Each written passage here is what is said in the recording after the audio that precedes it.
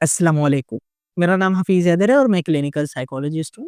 بڑا کامن سا کویسچن ہے، جب انسان نشہ کر رہا ہوتا ہے کیا یہ بھول جاتا ہے کہ اس کی ماں بھی ہے، اس کا باپ بھی ہے، اس کے گھر والے بھی ہیں، بہن بھی ہیں، بیوی بھی ہے، بچے بھی ہیں، بھائی بھی ہیں، رشتے بھی ہیں، بہنیں بھی ہیں، بھول جاتا ہے؟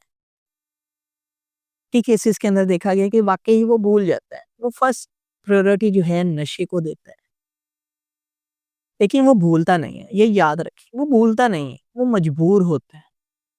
وہ نشے کی بیماری میں اس قدر مبتلا ہوتا ہے کہ اس کا سیلف کنٹرول ختم ہو جاتا ہے، وہ مجبور ہو کے نشے کو استعمال کرتا ہے۔ وہ یہ سوچتا ہے کہ اگر میں نشہ نہیں کروں گا تو میری لائف پہلے سے زیادہ ڈسٹرب ہو جائے گی۔ وہ یہ سوچتا ہے کہ اگر میں نے جو ہے نشے کو چھوڑ دیا تو میرے لیے روزگار جو ہے ڈھونڈنا مشکل ہو جائے گا۔ جو نشہ کر رہا ہوتا ہے اس کے وڈرول سمپٹم وہ فیس کر رہا ہوتا ہے، چاہے وہ جسمانی ہو یا ذہنی ہو۔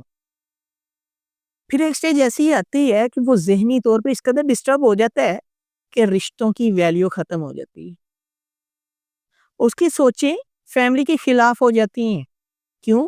فیملی والے تو اس کا اچھا چاہ رہے ہوتے ہیں، اور کیوں خلاف ہوتی ہیں؟ فیملی والوں کو پتا ہے کہ یہ کیا کام کر رہا ہے، اور فیملی والے کیا کرتے ہیں؟ روکتے ہیں کہ بیٹا، بھائی، ہسبینڈ جو بھی ہے ریلیشن میں نہ کرو۔ لیکن وہ اس ٹائم بہت مجبور ہو جاتا ہے، فزیکلی بھی سائیکولوجیکلی بھی۔ اب وہ جب تک انٹیک نہیں کرے گا وہ اپنی نارمل روٹین نہیں گزار سکتا۔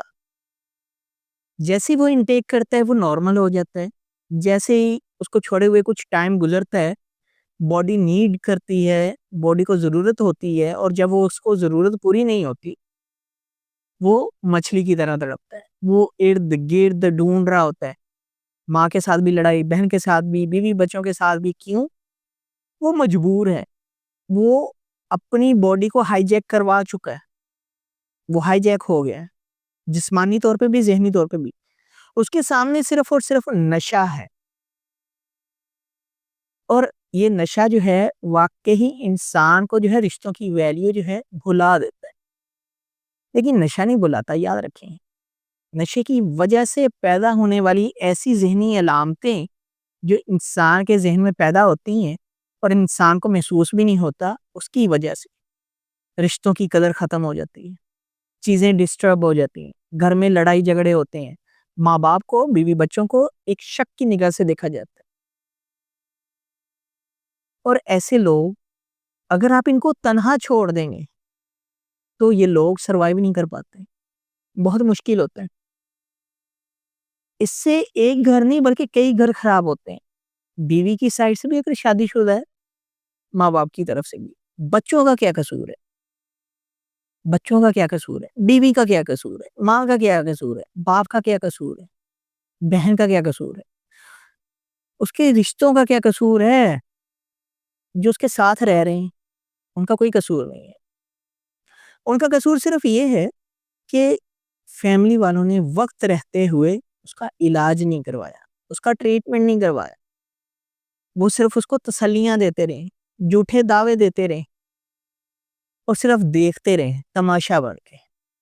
اگر وقت پہ علاج ہوتا تو آپ کا پیارا اس لیول پہ نہ ہوتا، آپ کا پیارا آج نشے کا عادی نہ ہوتا، آپ کا پیارا نشے کی بیماری کا شکار نہ ہوتا۔ تو میں اکثر کہتا ہوں کہ اگر وقت پر پتہ چل جائے کہ آپ کا پیارا یہ کر رہا ہے تو اس کا علاج کروائیں، اس کو اس کے حال پہ نہ چھوڑیں۔ اگر اس کو آپ اس کے حال پہ چھوڑیں گے تو ایک سٹیج ایسی بھی آئے گی کہ نہ وہ آپ کے لائق رہے گا، نہ بیوی بچوں کے لائق رہے گا، نہ ہی آپ اس کو گھر میں جو ہے رکھنے کے لیے جگہ بھی دیں۔ وہ اپنی زندگی میں بہت سارے مسائل کو لے آئے گا، جاب بھی ڈسٹرب ہو جائے گی، اسٹڈی بھی ڈسٹرب ہو جائے گی، اور ذہنی طور پہ بیمار بھی ہو سکتا ہے۔ تو خدایا بر وقت جو ہے اس طرح کے مریضوں کا علاج کروایا جائے تاکہ ان کی زندگی بہتر ہو سکے۔